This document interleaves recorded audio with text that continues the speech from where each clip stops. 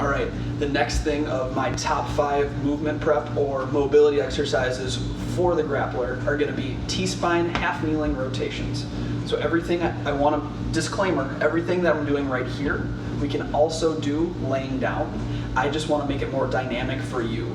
So if we're doing it for more of a rehab setting, if your back's hurting, if you feel like you need to get a little bit more mobility in there, it's more of a stretch, you can do it from laying down, just in the exact same position. But like I said, I'm showing the half kneeling because I think it's more applicable to my warriors, to my grapplers, to my wrestlers, okay? So first thing, we're in a half kneeling, so one leg up, one leg down. I like to get close to a wall so I can lock myself in place. I don't want, as I go through, for my entire chain to move around. So I'm using the wall to push my knee into and make sure that I'm locking my lower body in place. My pelvis stays forward, and what I want you to do is you're gonna open up and almost like an archer, like I'm pulling back a bow, slide your arm forward and try and get wrist on the wall. Hold that. Keep the rib cage over the pelvis if possible. That is the goal. Obviously you can see I'm not great at it. And then coming back. And you're gonna do that for 5 to 6 sets on each side.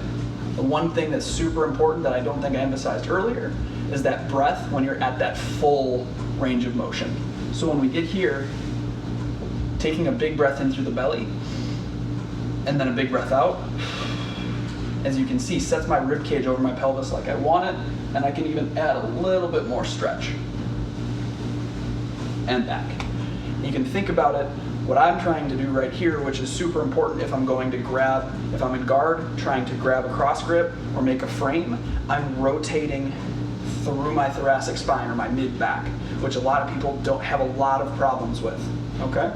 Another way we can do this is doing a shoulder sweep instead of this archer. So we're here, same thing. This hand, instead of going across, is going to go up.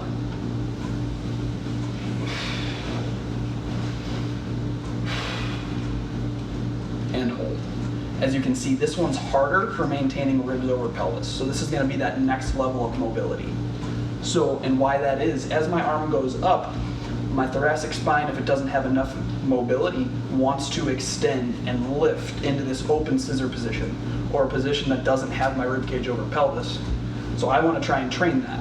A good one thing I do when I'm training, we're here, set everything in place, and as soon, right there, I start feeling my ribs come up, I take a big breath,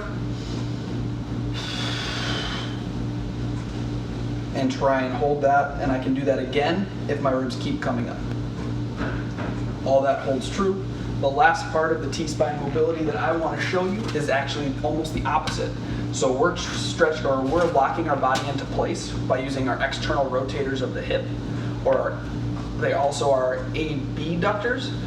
Now we're going to lock everything in place with the opposite muscles, with the adductors. So instead of being here, I'm going to use this as on the wall and have them push into my knee. Everything right here, rib cage over pelvis, and I can go through while locking everything in place and really stretching or stressing these muscles right here. Okay, that's just another variation if you start to get either tired pushing into the wall or just want to switch it up a little bit. So, like I said last time, keep scrolling down. This is 2 of 5. There's going to be 3 more exercises coming your way.